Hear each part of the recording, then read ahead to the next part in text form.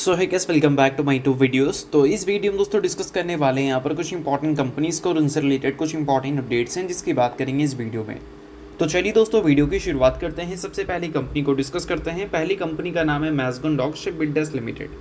But इसको discuss करने से पहले दोस्तों अगर आपने अभी तक चैनल को सब्सक्राइब नहीं किया है तो चैनल को सब्सक्राइब करके बेल आइकन को प्रेस कर लो और टेलीग्राम चैनल को भी ज्वाइन कर लो जिसका लिंक आपको डिस्क्रिप्शन में देखने को मिल जाएगा। और दोस्तों एक डिस्क्लेमर भी देना चाहूँगा, जितने भी कंपनी से रिलेटेड न्यूज़ एंड अपडेट्स हम लोग कवर करेंगे वो सारी न्यूज़ एंड अपडेट्स सिर्फ और सिर्फ एजुकेशन पर्पज़ के लिए, सीखने के लिए है। तो इसको किसी भी तरह का इन्वेस्टमेंट एडवाइस मत समझना, आप खुद से रिसर्च और एनालिसिस भी कर सकते हैं। तो चलिए दोस्तों वीडियो की शुरुआत करते हैं। सबसे पहले बात करते हैं मैज़गन डॉक से रिलेटेड कुछ इंपॉर्टेंट न्यूज़ एंड अपडेट्स के बारे में। दोस्तों अगर आज के दिन की बात करें तो मैज़गन आपको काफ़ी ज़्यादा फोकस में देखने को मिल रही थी। फोकस में रहने का रीज़न था कंपनी की परफॉर्मेंस। आज के दिन मैज़गन में काफ़ी ज़बरदस्त गिरावट हमें देखने को मिला। गिरावट के परसेंटेज की बात करें तो वो करीब हमें 5% तक देखने को मिली। अब इसके पीछे का सबसे बड़ा कारण है कंपनी के Q1 के अर्निंग्स, जो कि देखा जाए मार्केट के एक्सपेक्टेशंस के हिसाब से तो बिल्कुल भी देखने को नहीं मिले। अगर रेवेन्यू की बात करें तो रेवेन्यू भी मिस किया है, EBITDA भी मिस किया है, कंपनी के मार्जिन्स भी मिस किए हैं और एज वेल एज कंपनी के जो नेट प्रॉफिट है वो भी मार्केट एक्सपेक्टेशंस के हिसाब से देखने को नहीं मिला। बट इन्वेस्टर्स को जो सबसे ज़्यादा डिसअपॉइंट किया है वो कंपनी के EBITDA है। EBITDA क्यों डिसअपॉइंट किया? क्योंकि कंपनी के जो प्रोविज़न है वो कंपनी के मार्जिन्स में दूसरे क्वार्टर में भी काफ़ी अच्छा खासा प्रेशर डालता हुआ नज़र आया है। अब इस चीज़ को थोड़ा सा डिटेल में आप समझ सकते हैं। देखो, कंपनी के revenue growth year on year basis पे उम्मीद किया जा रहा था और वो कंपनी ने रिपोर्ट किया भी। बट देखा जाए जितना उम्मीद किया गया था 2800 करोड़ के आसपास का रेवेन्यू, उतना कंपनी ने नहीं दिखाया। बट फिर भी अगर देखा जाए तो ईयर ऑन ईयर बेसिस पे ग्रोथ थी, बट रेवेन्यू में ग्रोथ था ईयर ऑन ईयर बेसिस पे। अब EBITDA को देखो, 642 करोड़ पिछले साल के Q1 में कंपनी ने EBITDA रिपोर्ट किया था। इस बार कितना रिपोर्ट हुआ है? 302 करोड़, यानी कि ईयर ऑन ईयर बेसिस पे 50% से भी ज़्यादा की गिरावट। अगर ऑपरेटिंग प्रॉफिट मार्जिन की बात करें तो वो 27% था, इस बार वो गिरकर 11% पे आ चुका है। और अगर हम बात करें नेट प्रॉफिट के बारे में तो 696 करोड़ का प्रॉफिट पिछले साल Q1 में था, इस बार ये गिरकर 452 करोड़ रिपोर्ट हुआ है। तो देख सकते हो सिर्फ रेवेन्यू में ग्रोथ है, बाकी हर पैरामीटर पे कंपनी के जो प्रोविजंस हैं वो कंपनी के नंबर्स पे इम्पैक्ट डालते हुए नजर आ रहे हैं। अब प्रोविज़न अगर बढ़ा है भाई तो कितना बढ़ा है? तो देखो, कंपनी का रिजल्ट मैंने ओपन कर रखा है, यहाँ पर आपको प्रोविज़न का कॉलम देखने को मिलेगा और कॉलम देखोगे इस बार तो 540 करोड़ आपको देखने को मिलेगी, यानी कि 540 करोड़ का एडिशनल कंपनी का खर्च बढ़ा है प्रोविज़न की वजह से, जो कि पिछले क्वार्टर में भी बढ़ा था। और कंपनी ने पिछले क्वार्टर में प्रोविज़न को लेकर चीज़ें मेंशन की थी कि ये वन टाइम कंपनी का प्रोविज़न इंक्रीज़ हुआ है, बट दूसरे क्वार्टर में इस चीज़ की एक्सपेक्टेशन मार्केट ने नहीं की थी। देखो, आपको यहाँ पर मेंशन भी देखने को मिलेगा कि कंपनी के जो प्रोविजंस हैं वो कंपनी के मार्जिन में प्रेशर डालते हुए नजर आए सेकंड कंसेक्यूटिव क्वार्टर में, यानी कि बैक टू बैक दूसरे क्वार्टर में। और यही चीज़ें मार्केट को डिसअपॉइंट की हैं और इन्हीं सारे कारणों की वजह से आज के दिन मैज़गन डॉक में आपको अच्छी खासी गिरावट देखने को मिल रही थी। बाकी इन गिरावट के बाद मैं आपको किसी भी तरह का रिकमेंडेशन नहीं दे रहा हूँ, सभी चीज़ें मैंने डेटा के बेसिस पे आपको बताई है और इन सारी चीज़ों को मतलब सिर्फ और सिर्फ एजुकेशन पर्पस है, आप इसके बेसिस पे सीख सकते हैं। बाकी इसको लेकर आपका पॉइंट ऑफ व्यू क्या है वो मुझे कमेंट में ज़रूर बताना। तो चलिए दोस्तों वीडियो में आगे बढ़ने से पहले बात कर लेते हैं एक सेबी रजिस्टर्ड टेलीग्राम चैनल के बारे में जिसका नाम है दोस्तों ट्रेडर पाजी। अब दोस्तों इनके टेलीग्राम चैनल को आप ज्वाइन कर सकते हैं जिसका लिंक आपको डिस्क्रिप्शन में दिख जाएगा। आप ये सेबी रजिस्टर्ड टेलीग्राम चैनल है तो इनका रजिस्ट्रेशन नंबर भी आपको यहाँ पर देखने को मिल जाता है। 8 साल से भी ज़्यादा का एक्सपीरियंस इनको ऑप्शन एंड स्विंग ट्रेडिंग में है। 3000 से भी ज़्यादा ट्रेडर्स को ये सिखा चुके हैं। अब इनके चैनल को ज्वाइन करने का सबसे बड़ा बेनिफिट ये भी है कि काफ़ी सारी कंपनी के जो चार्ट्स वगैरह होते हैं उसको अच्छी तरह से रिसर्च कर यहाँ पर बिल्कुल फ्री ऑफ कॉस्ट अपडेट आपको होता हुआ देखने को मिलता है, जिसका फ़ायदा आप उठा सकते हैं। उसके अलावा ये टेलीग्राम चैनल से भी रजिस्टर का है, तो इसका मतलब ये है कि काफ़ी सारी कंपनी के जो कॉल्स वगैरह होते हैं वो भी आपको यहाँ पर मिलते हैं, जो कि बिल्कुल फ्री ऑफ कॉस्ट रहता है और चार्ट्स वगैरह भी बिल्कुल फ्री ऑफ कॉस्ट रहती है। तो इसका बेनिफिट लेना चाहते हैं तो लिंक आपको डिस्क्रिप्शन में दिख रहा होगा, लिंक के थ्रू जाकर चैनल को ज्वाइन कर लो। तो चलिए अब बात करते हैं अगली कंपनी के बारे में। अगली कंपनी का नाम है दोस्तों LIC, यानी कि life insurance corporation of India, जो कि दोस्तों फिलहाल बॉन्ड एक्टिविटी में देखने को मिल रही है आपको, यानी कि बॉन्ड मार्केट में भी उसकी प्रेजेंस हमें थोड़ी आती हुई देखने को मिल रही है।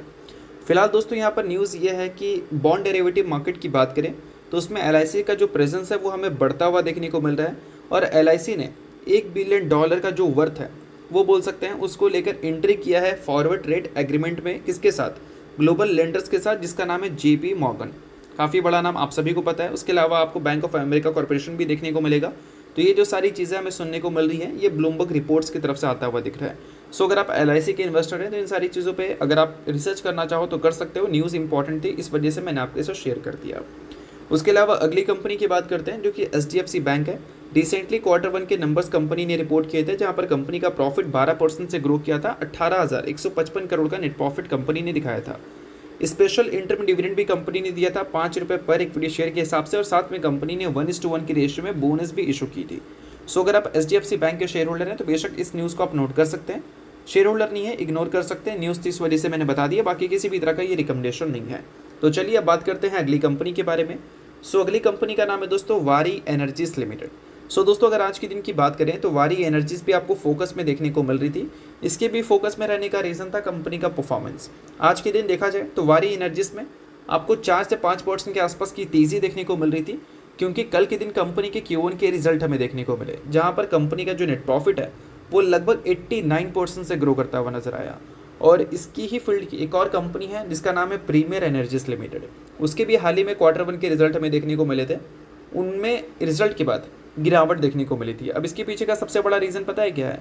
उसका जो रिजल्ट था उसमें revenue growth year on year basis पे 10% से देखने को मिली थी। 1820 करोड़ का रेवेन्यू कंपनी ने रिपोर्ट किया था। EBITDA में 53% की ग्रोथ देखने को मिली थी, और नेट प्रॉफिट में 54% की ग्रोथ देखने को मिली थी, 55% की ग्रोथ देखने को मिली थी। और 55% का नंबर ख़राब तो नहीं माना जाता, बट मार्केट के हिसाब से 55% का जो नंबर है वो वारी एनर्जीज के लिए और प्रीमियर एनर्जीज के लिए ख़राब है। तो प्रीमियर एनर्जीज ने 55% की ग्रोथ अपने प्रॉफिट में दिखाई, उसको चीयर नहीं मिला, उसको गिरावट मिला।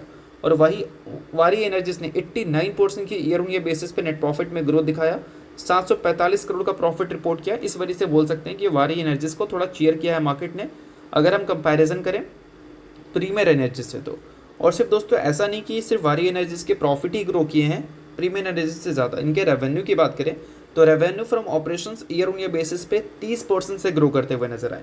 और वही प्रीमियर एनर्जीज के रेवेन्यू फ्रॉम ऑपरेशंस कितने परसेंट से? सिर्फ और सिर्फ 10% से ग्रो करते हुए नजर आए थे। तो पॉइंट आप समझो कि यहाँ पर वारी एनर्जीज के जो नंबर हैं वो हर पैरामीटर पर अगर देखोगे तो प्रीमियर एनर्जीज के कंपैरिजन में बेटर हमें देखने को मिल रही थी। इसी वजह से परफॉर्मेंस भी हमें थोड़ा नेक्स्ट लेवल देखने को मिला है।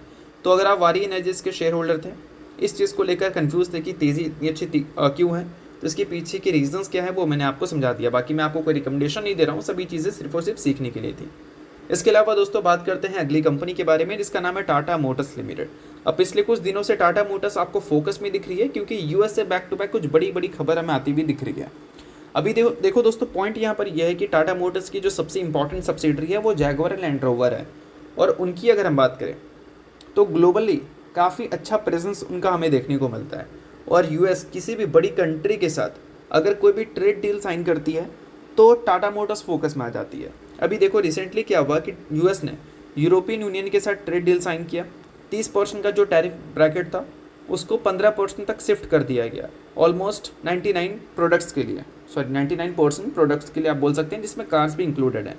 तो इस वजह से टाटा मोटर जैसी कंपनीज फोकस में आ गई। क्योंकि अगर हम जैगुआर की बात करें तो उनके जो प्लांट है वो हमें यूके में देखने को मिलता है, जिससे already US tariff deal sign कर चुकी है। काफ़ी सही बोल सकते हैं अगर हम रेसिप्रोकल टैरिफ के हिसाब से कंपैरिजन करें तो। चाइना के साथ ऑलरेडी उनका डील साइन हो चुका है, और चाइना के साथ ग्रोथ पर्पज से रिलेटेड भी बातें हमें सुनने को मिल रही है।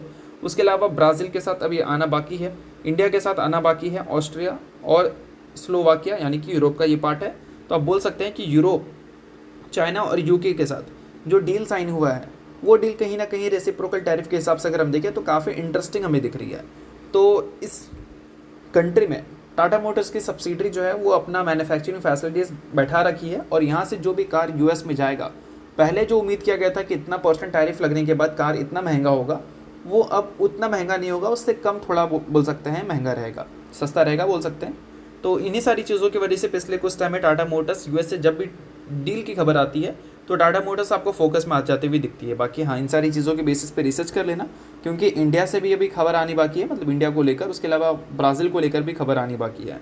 तो इन सारी चीज़ों पे ध्यान रखना। बाकी मैं आपको कोई रिकमेंडेशन नहीं दे रहा हूँ, सभी चीज़ें सिर्फ और सिर्फ सीखने के लिए हैं। तो चलिए ये वीडियो ये तक था, करता हूँ वीडियो आपको अच्छा लगा होगा। वीडियो अच्छा लगा लाइक कीजिए, पहली बार सब्सक्राइब कीजिए। वीडियो के लिए बहुत बहुत शुक्रिया।